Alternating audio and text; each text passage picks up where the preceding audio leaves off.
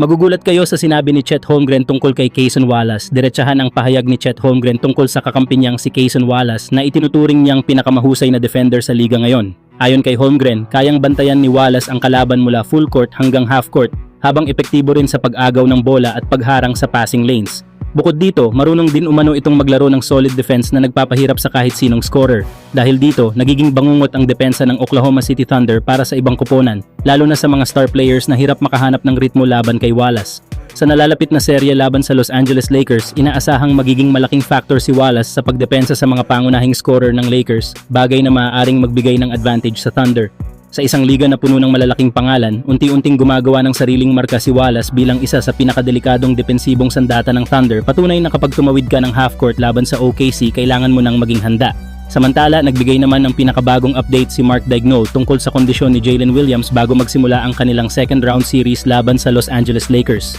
Ayon sa coach ng Oklahoma City Thunder, patuloy ang paggaling ni Williams mula sa grade 1 hamstring injury na nakuha niya noong first round laban sa Phoenix Suns. Kahit hindi pa siya nakakalaro, malaking tulong pa rin umano ang presensya niya sa team dahil sa kanyang pagiging competitive at energy. Dagdag pa ni Daigneault, unti-unti siyang bumabalik at maayos ang kanyang rehab pero hindi pa sigurado kung makakalaro siya sa Game 1. Habang naghahanda na rin ang Thunder sa posibilidad ng pagbabalik ni Luka Doncic para sa Lakers, kaya sinisigurado nilang handa sila sa kahit anong sitwasyon. Kaya naman mas magiging exciting ang seryeng ito kung makakabalik na sina Williams at Doncic dahil mas makikita ng fans ang buong lakas at kumpletong lineup ng dalawang koponan. Magsisimula ang laban ng Thunder at Lakers sa darating na Game 1 ngayong Miyerkules. Samantala, may mahalagang update naman sa kondisyon ni Luka Doncic bago ang pagsisimula ng second round series ng Los Angeles Lakers laban sa Oklahoma City Thunder. Ayon sa ulat ni Shams Charania, patuloy pa ring mabagal ang recovery ng star guard matapos ang kanyang hamstring injury na halos isang buwan na siyang nagpapahinga. Bagamat nagsisimula na siyang bumalik sa court para sa light workouts, hindi pa rin siya handa para sa full contact training at tuluyang pagbabalik sa laro. Dahil dito, inaasahang hindi pa siya makakalaro sa unang dalawang laban ng serye sa Oklahoma City. Samantala, papasok ang Lakers sa serye na may momentum matapos talunin ang Houston Rockets sa Game 6 ng kanilang first round matchup.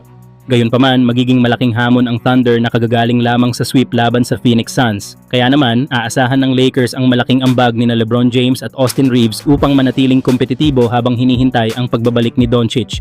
Samantala, mainit naman na usap-usapan ngayon sa NBA ang posibleng paglipat ni Tobias Harris sa Los Angeles Lakers sa darating na off-season.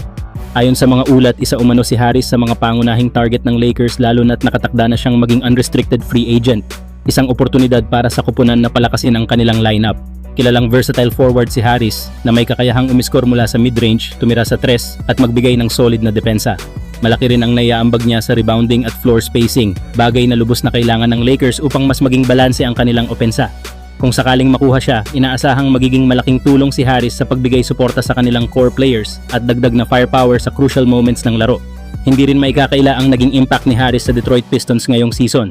Isa siya sa mga pangunahing dahilan kung bakit umangat ang koponan at nakuha ang number 1 seed sa Eastern Conference. Sa kabila ng matinding hamon sa first round laban sa Orlando Magic kung saan nabaon sila sa 3-1 deficit, ipinakita ni Harris ang kanyang leadership at clutch performance.